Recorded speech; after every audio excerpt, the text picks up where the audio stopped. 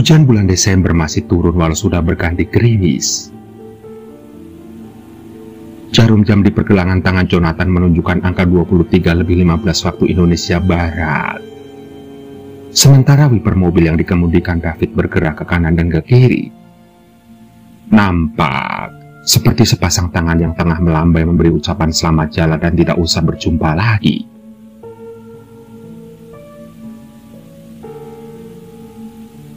Setiap air yang jatuh ke kaca depan mobil akan terhapus, meski permukaannya dengan cepat akan kembali basah. Sementara uap AC berembus menerpa wajah Joe. Tangan Joe yang terlipat di dada kini bergerak memperbesar suhu AC. Sementara suara Justin Bieber feat DJ Snake dengan hits Let Me Love You terdengar keras memenuhi mobil. David, ia terlihat berhati-hati mengemudikan mobilnya saat mereka menaiki jembatan Musi 2. Jalanan nampak begitu lengang. Hujan yang menurut David turun sejak pukul 10 pagi tadi sepertinya sudah membuat orang-orang malas untuk keluar. Mereka kini pasti lebih nyaman meringkuk di balik selimut di tempat tidur masing-masing.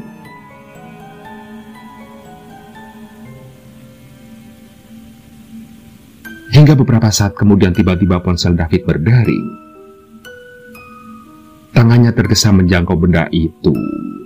Seseorang menelponnya. Dan Joe menduga itu mungkin saja Tante Grace atau Om Yuda. Itu karena pesawat yang Joe tumpangi delay sampai beberapa jam.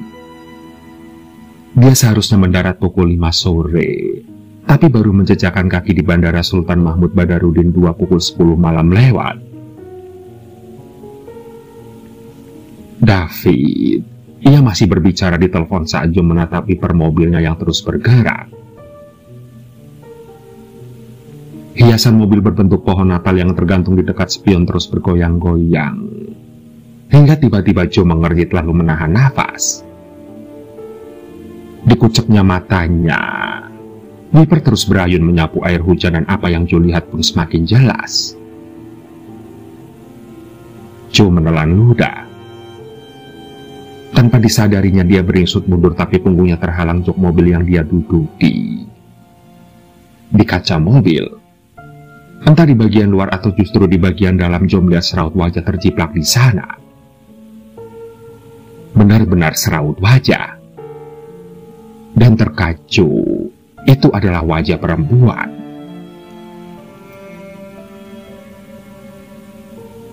Rambutnya tergerai dan parasnya tidak begitu jelas.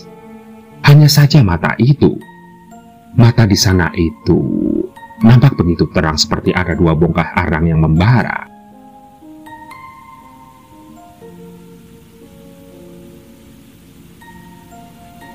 Belum sempat memastikan apa sebenarnya yang dilihatnya, mendadak saja jantung Joe rasanya berhenti berdetak. Bagaimana tidak, raut wajah itu bergerak.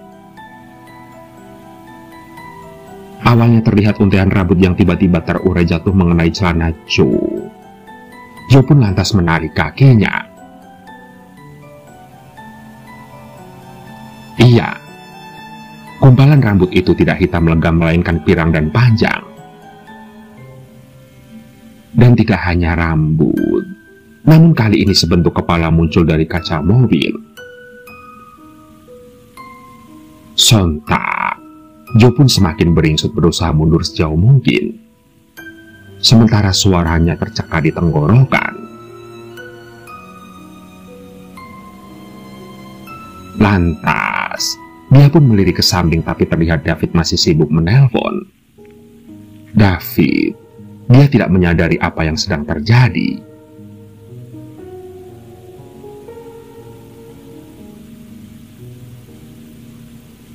Beberapa saat kemudian muncul sepasang tangan pucat dengan kuku-kuku panjang yang merangkak di paha Joe. Joe menelan ludah. Jakunya naik turun dan dia berusaha memejamkan matanya. Berharap saat matanya kembali terbuka dia akan mendapati kalau semua ini hanya mimpi buruk semata.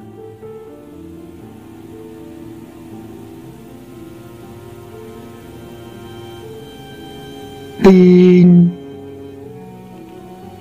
Terdengar bunyi klakson panjang diiringi suara roda mobil mengerem di aspal.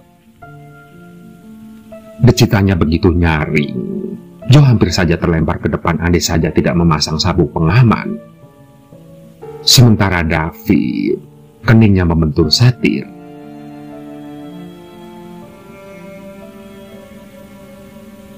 Tai! Ujar David berteriak sembari menurunkan kaca mobil di sampingnya. Dia menyembulkan kepalanya keluar membiarkan wajahnya dibasahi gerimis.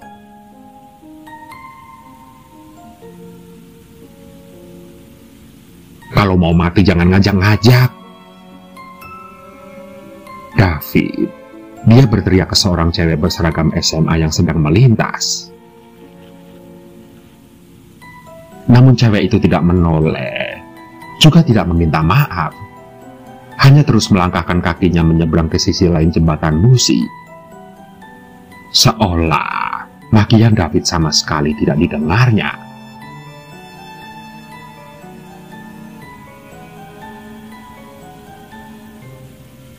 Cewek sialan. David masih berutuh. HP-ku di mana lagi?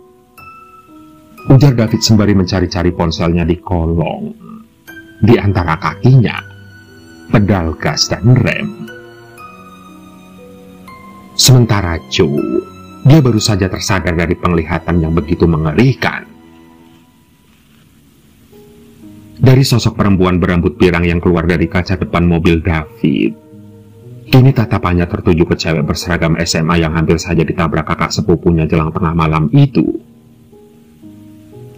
Joe, ia lantas meluruskan punggung berpaling dari sosok cewek yang berjalan menjauhi mobil mereka.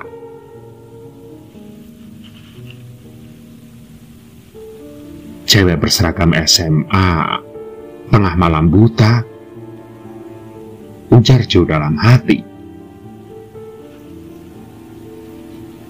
Seketika mata Joe membulat, dia menoleh ke cewek itu. Kini jantungnya berdetak sangat cepat. Seketika tangan Joe menekan pus di sabuk pengamannya, ia pun lantas berteriak. "Jangan!" teriak Joe sembari mendorong pintu mobil.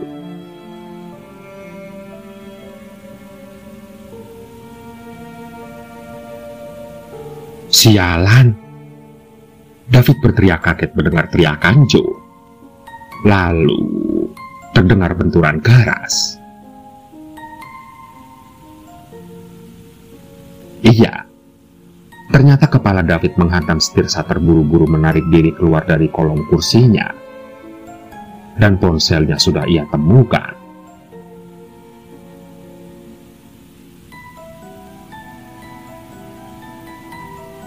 Nampak pintu penumpang depan kini terbuka lebar. Kursi Joe sudah kosong melompong. Terasa angin dingin dan tampias gerimis membasahi kursi itu.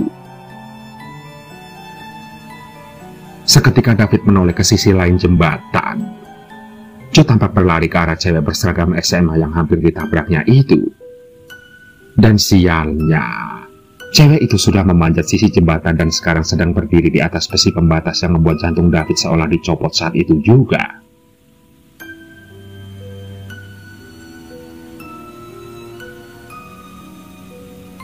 Astaga, sial bener hari ini, makinya. Lantas dia pun tergesa membuka pintu mobil lalu berlari di bawah gerimis, menyusul Jonathan.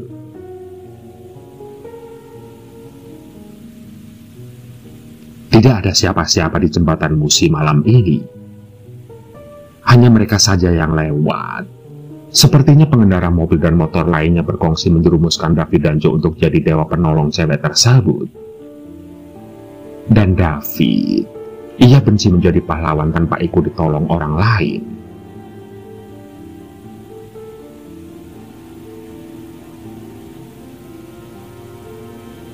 "Hei, kamu!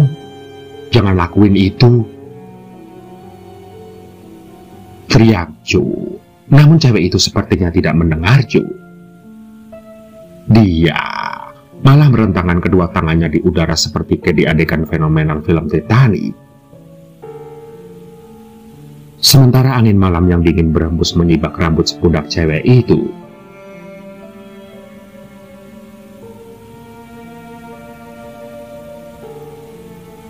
Please jangan konyol, semua ada jalan keluarnya, dan bunuh diri bukan solusi, ujar Joe sembari mendekat pelan, namun tidak ada sautan.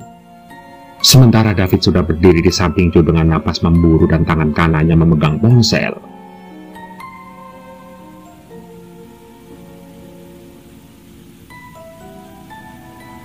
Ayo turun, kami antar pulang, ucap Joe lagi sembari terus mendekat. Perlahan, dan tetap tidak ada sautan apa-apa.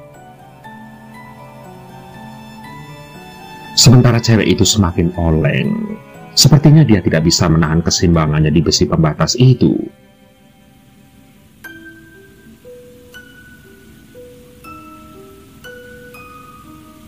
Please, ujar Joe lirih. Dan kini terlihat cewek itu menoleh menatap Joe. Wajahnya oval, bibirnya pucat, mata kacang almondnya basah. David seketika menghentikan langkahnya. Matanya membelalak, tubuhnya gemetar. Dan tanpa David sadari tangannya terangkat menunjuk cewek itu. Bibirnya bergerak-gerak, namun tidak sepotong kalimat pun yang meluncur.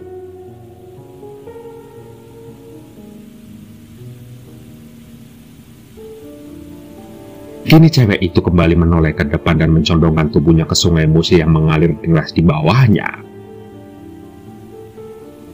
Joe seketika berlari tapi terlambat. Tubuh cewek itu sudah melayang ke bawah jembatan. Dan tidak berapa lama kemudian terdengar suara benda berat jatuh ke air. Lalu senyap. Air sungai yang kecoklatan kemudian menelan sosoknya.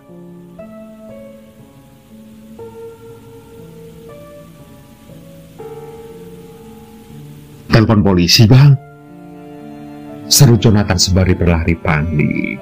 Dia menyeberang ke sisi lain jembatan, dan cewek itu hanyut ke sisi hilir.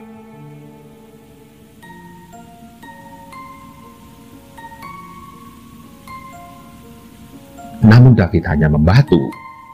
Matanya melotot, wajahnya pasi. Tangannya gemetar hebat, sepertinya sangat shock melihat seseorang baru saja bunuh diri di depan matanya.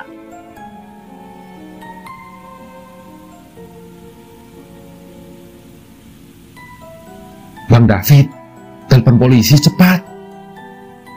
Teriak Joe yang sudah kembali berdiri di samping David dan berusaha melepas ponsel David yang digenggamnya begitu erat.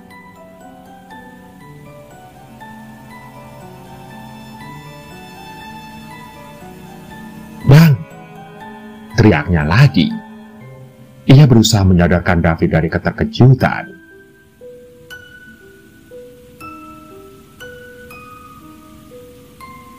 Buruan Bang, ada orang butuh bantuan. Kalau polisi datang cepat mungkin dia bisa diselamatkan, ujar Joe kemudian.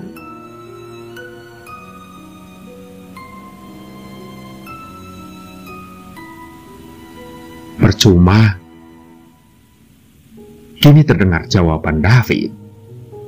Suaranya goyah, bibirnya sepucat kapas.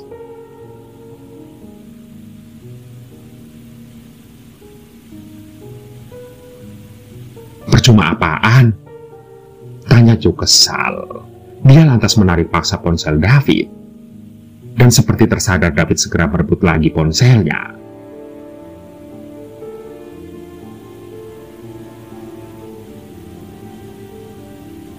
Percuma.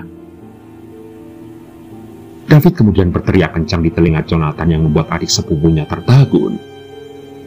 Kaget, Joe tidak menduga respon David akan seperti itu.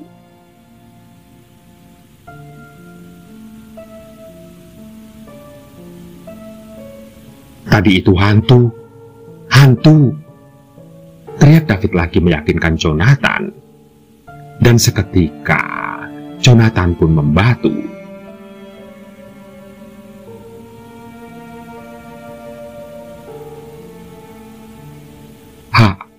Hantu?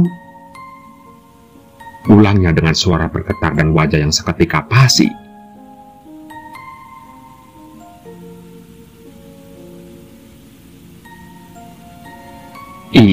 Iya hantu. Hantu Priscil anak SMA Harapan. Dia bunuh diri di sini 2 minggu yang lalu. Ujar David. Dan seketika Jonathan menelan ludah.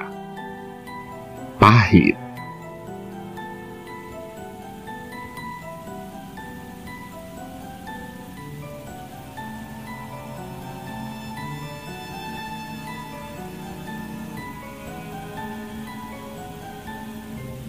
Bagi Ryan tidak ada yang perlu ditakuti dari pulang malam selain insomnia berat karena kelelahan lembur bekerja.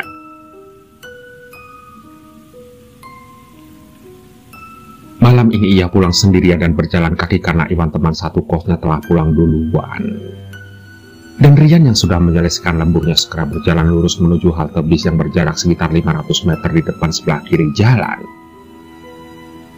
Dan sesampainya dia di sana, ia pun duduk lalu melihat jam tangannya.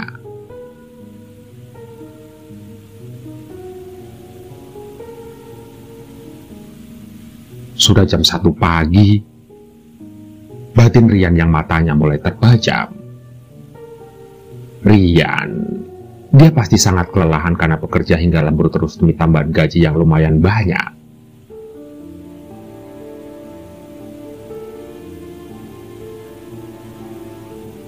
Singkat cerita, sembari menunggu jemputan bis, Ryan memainkan game kesukaannya.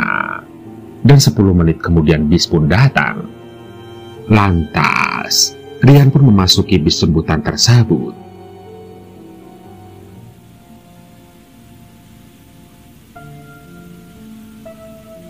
Pak, antarkan saya sampai depan kos ya. Jalannya hanya lurus mengikuti jalan ini. Jika sudah melewati 3 simpang jalan belok kanan, di sana ada kos-kosan warna hijau. Jelas Ryan panjang lebar.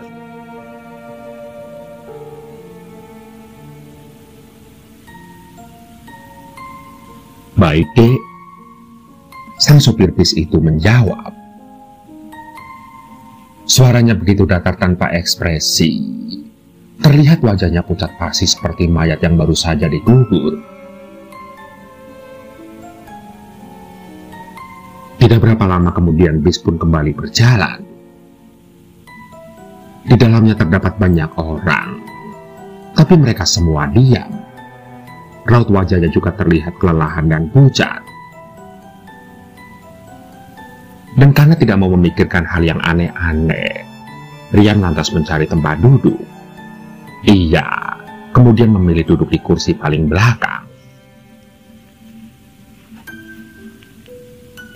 Karena tidak ada hambatan yang berarti, Ryan kembali memainkan permainan tadi. Hingga tidak berapa lama kemudian Ryan memainkan game itu, ia mencium bau anyir yang menyengat. Ryan mengira itu bau badannya. Ia pun tidak mempedulikannya. Namun, lagi-lagi bau itu semakin menyengat seperti daging busuk yang dibiarkan di udara terbuka.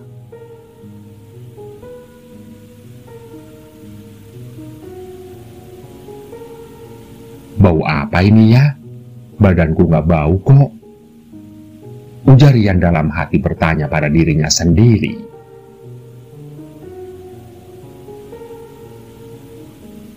Saking menyengatnya bau itu, Ryan kemudian menutup hidungnya dan masih sembari memainkan gamenya. Namun, kali ini kesan aneh itu semakin terasa. Detak jantungnya mulai tidak beraturan. Nafas Ryan mulai berat, tapi ia masih berusaha untuk fokus main game. Ia bahkan sudah lupa dengan jalan kos yang tadi disebutkannya pada Pak Sopir. Yang terpenting, ia menang main game saat ini.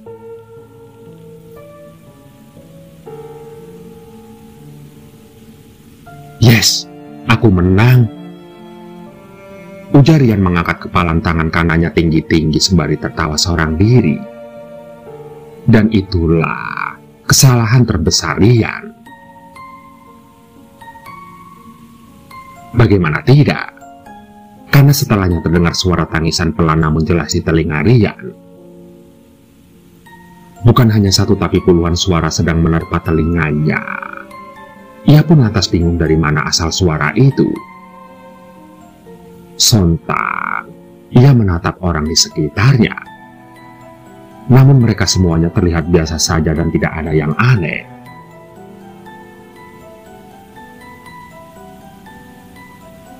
Akhirnya Rian pun kembali menatap layar ponselnya. Namun kembali muncul hal yang aneh. Layar ponselnya kini hitam dan kemudian memutar suara yang mengerikan.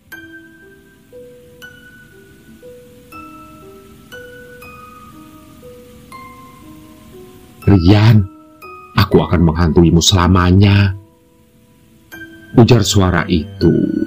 Sontak Rian pun menengok ke arah depan.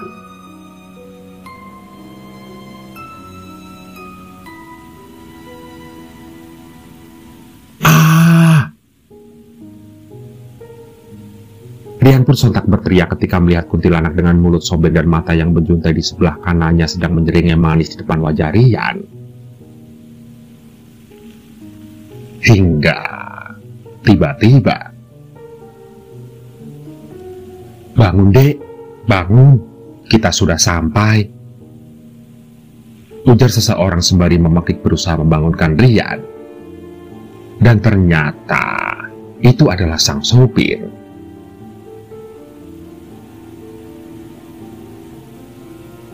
Rian, ia kemudian terbangun dengan cucuran keringat yang mengalir deras.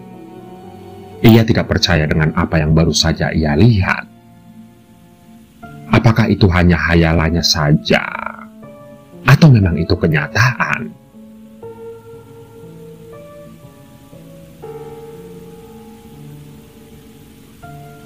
Jangan bengong dek, nanti kamu... Loh, mana semua penumpangnya pak? Tanya Rian yang memutus omongan pak sopir.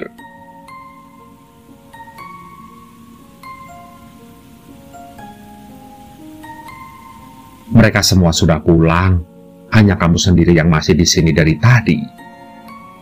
Ujar pak sopir menjelaskan. Rian pun lantas melihat jam tangannya. Nampak sekarang pukul 1:20. Dan ternyata pak supir itu tidak bohong.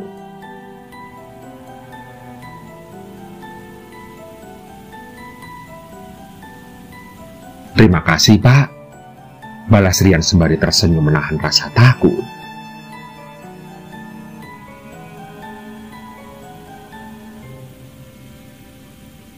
Singkat cerita, Rian kemudian melangkahkan kakinya keluar dari bis. Namun tiba-tiba ia teringat sesuatu.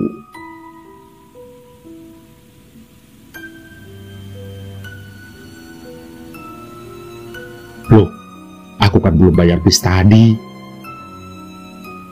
Ujar Rian sembari mengambil uang 10.000 di dalam dompetnya. Namun hal aneh kembali terjadi karena pas Rian balik badan bis tersebut sudah lenyap. Hilang seperti ditelan bumi. Sontak saja hal itu membuat Rian hampir-hampir saja pingsan. Namun ia terus berusaha menguatkan dirinya sendiri.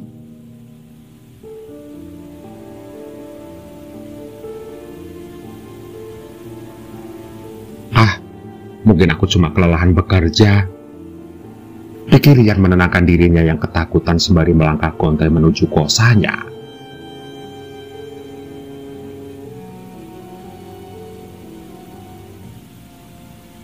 Begitulah. Percaya atau tidak, namun mereka memang benar-benar hidup berdampingan dengan kita. Itulah kenapa alangkah baiknya kalian berdoa terlebih dahulu sebelum beraktivitas, karena mereka bisa saja di sekitar kalian.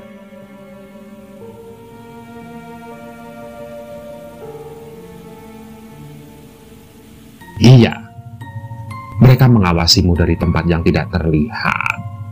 Sembari menunggu waktu yang tepat untuk menunjukkan eksistensinya,